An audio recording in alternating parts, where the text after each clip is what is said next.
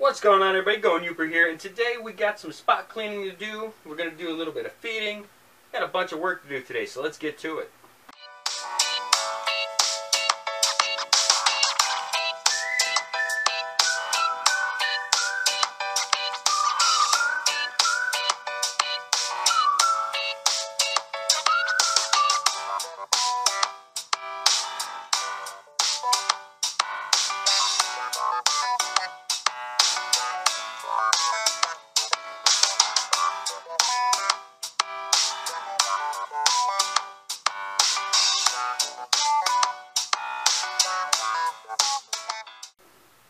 Okay, so my spinner has gone off food for 3 weeks now. And the past 3 weeks, what did I do different? What's different about him and his setup that made him not want to take food? What it is I switched to Aspen from paper. So I'm going to put my spinner back on newspaper and see if later on tonight he's willing to eat. Again, I've said this before, ball pythons hate change. So I'm going to see if that's what it is, and we will see together if it works.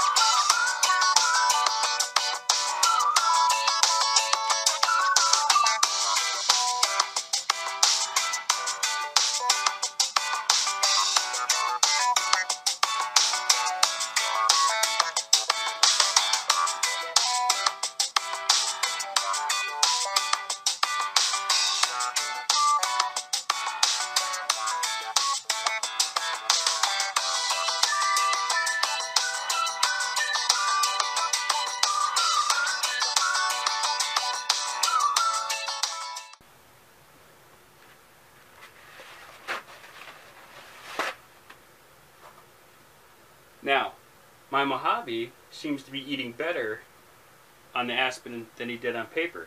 So there's a little bit of a reverse situation in that deal. He didn't like to eat as much on paper. He usually always likes me just to set it down. He just likes me to set the frozen thawed down, and he gets it when he wants it. He does not like taking it off the hook. Well, pythons can be weird.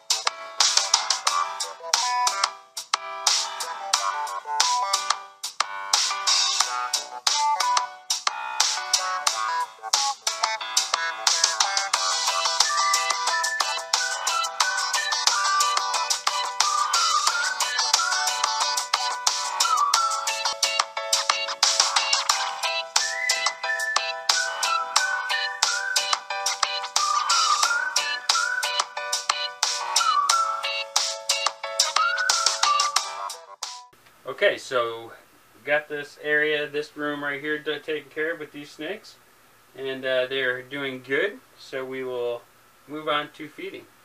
There you go, bud. This is a 66% het pied, beautiful, beautiful male.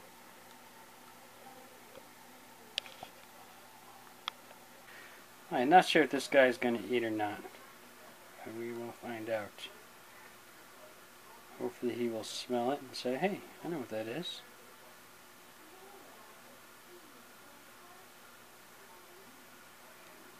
But he isn't moving.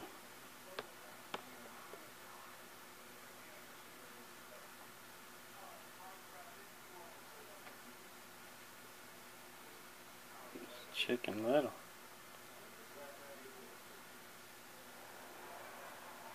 Smell it. We will just set that there, and he will come and hopefully take it on his own. This is the black pastel pied, and it is actually an off week, so I'm not sure if he's going to eat or not. He likes to eat every other week. Once he's eating every week, I will put this guy up for a giveaway. So I see him tasting.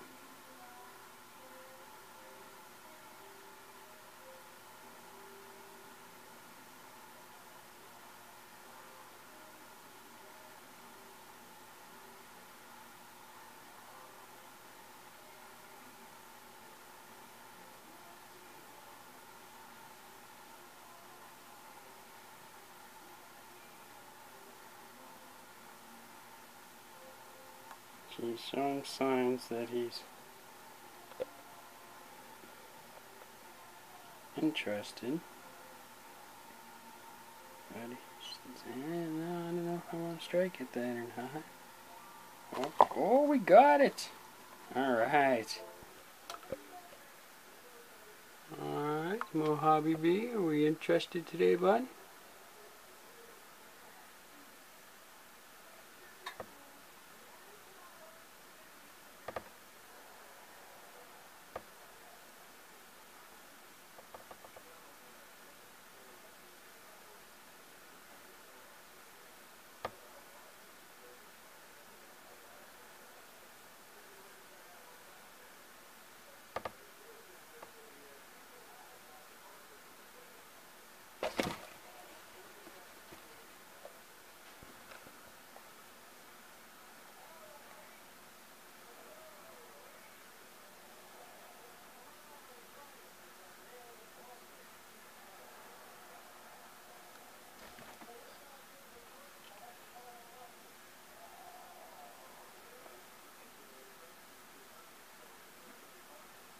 Alright, see, like I said earlier in the video, he would not eat if he was on the Aspen, but now that I put him back on newspaper, boom, he hits his food and he will eat it.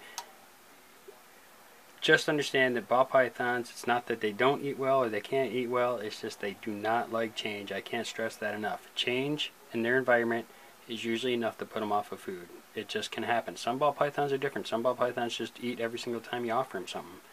Some is just, you change their environment. This guy had a hide in there. He wouldn't want to eat. He had the aspen bedding in there. He didn't want to eat. Put him back to newspaper with no hide. Boom, he eats. Okay, male pastel 100% het clown. He's always a good eater, so I'm pretty sure he will strike this and eat it without a problem. Are you interested?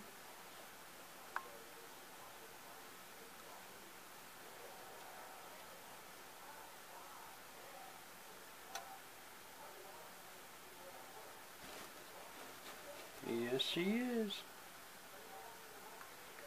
See, it's always good when they strike and they get him by the head. Somebody asked me recently, why do you feed snakes by their head first? Well, when they swallow it from the rear to the front, their limbs do not bend and collapse in. When they swallow it from the head to the tail, the limbs will collapse in naturally and have a less hard of a time swallowing their food. Alright everybody, I hope you enjoyed that video. Before I go, I want to talk to you about a few things, and that is precautionary things. Once a week, I do what you've seen today. I spot clean, rinse out water bowls, fill them up, make sure everybody's good. Every day I spritz down my snakes. You spritz down your snake every day, and you will have full clean sheds, even in a dry climate like I live in. If your snake goes off of food, 90% of the time, it's the way you're keeping them, or it's something you did. Check your temperatures.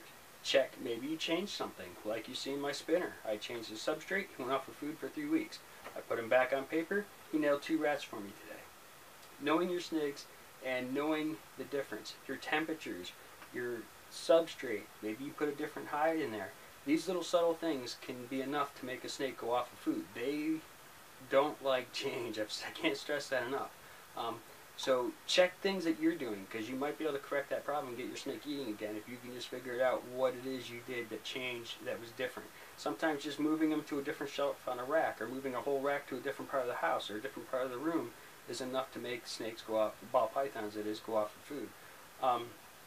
Also, if you're getting snakes and you have snakes and you get new snakes, you need to quarantine your snakes. I see so many people not quarantining their snakes, and in one case, person got a couple snakes and they put them in their community, and a few days later they felt like, oh no, I think one of them has a respiratory infection. Luckily it didn't, but it could have infected the whole entire collection. So it pays to have a small rack in a different part of the house, even if all you can do is get a heating pad and put it on low and put it out somewhere else and put the tub on top of it and leave that snake out there for 2 weeks to a month. I try to go a month every single time. I'm very precautious. I've never had a respiratory infection and I've never had mites.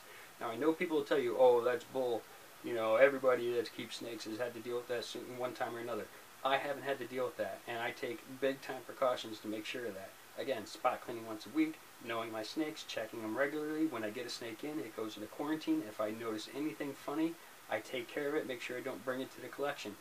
When I buy a snake, I wipe it down with a damp paper towel, up, forward and backwards, and I will check and see if there's any mites on there. When I buy a snake, I take a stethoscope. My wife's a nurse. I put it on there. I listen. If I hear any funkiness in the breathing, I don't get that snake. A few weeks back, I actually looked at a snake on Craigslist. I had a nice setup, nice place, seen the pictures, got there. It was real clean, real nice. Seen the snake that I really, really wanted. I picked him up, big strong hiss. I was like, yeah. Put the stethoscope to him, heard a little bit of gurgling. I said, man, I can't take this snake. He's like, why? And I go, I think it's coming down with a respiratory infection. He's like, man, my snake's like sick. I'm like, no, I'm not saying they are. I'm just saying this one I think is. And a week later, he called me up and said, man, you know what? You said that to me, and I put it in quarantine, and sure enough, a few days later, I had a respiratory infection. He goes, it probably saved my collection. You know what I mean? So that's his little tip that you could use. If I get a snake in delivered from mail, which I normally don't do, I check it real good, and I know who I'm getting my stuff from. Very important. This morph market is awesome, but you don't always know the person on the other side of that and what the conditions it was held in. And, I'm really skeptical about that stuff. So I get most of my snakes from Garrick Meyer. I go right there, and I even check his snakes when I'm there. You know what I mean? It's just a precautionary thing you should do. And I've never got a sick snake from Garrick or really from anybody. I have a bunch being shipped out to me here in the spring, and I know who I'm getting them from. But even those snakes could accidentally be sick. Again, it can happen to anybody, but it hasn't happened to me yet in a little over 20 years. So, and I think it's because I take real strong precautions, It's important to me. I would hate to bring a snake in here and I get my whole collection sick. And you shouldn't do it either, so I can't stress enough. Quarantine, quarantine, quarantine. Don't be in such a hurry. You have to have a snake so bad that you just go and buy some and you don't even have room to put them in. And you just get them anyway, and you don't have a quarantine set up. You gotta do it. You have to do it. I have a quarantine set up in my son's next room. It's just a little 2-stack. I keep in the top part of the closet, So when I get a snake in, I put them in there for a couple of weeks. That's what I do, two a month. And I suggest you do that too. If you really want to collect snakes or breed snakes, it's just a good idea to do that. It's worth the small investment to do that. Alright everybody, I'm going to get out of here. I actually have to bring my son Liam. It's real late at night. I think it's like 10 o'clock right now. I have to bring my son Liam to the emergency room. We only have nurse practitioners around here, and every time you go see one, they go, oh, well, yeah, it's probably this. You're going to go see a doctor. That's why I came here. So I actually have to bring him to Wisconsin. He has an ingrown toenail that's been bothering him for a week. We've been having him soak his toe in, Epsom salt and putting ointment on it. It's not working. Nothing's going to work. We've got to bring him in there. So that's what I got to do tonight, and I'm already tired. But, hey, maybe I'll make a video out of it, right? Alright, everybody, if you like this video, hit the like button. Subscribe if you haven't already. Hit the notification bell, let you know I upload a video. Grab yourself a Going Yooper t-shirt. 50% of all profits go to the Sam Jeffers Foundation. And as always, I love you all. See me bye.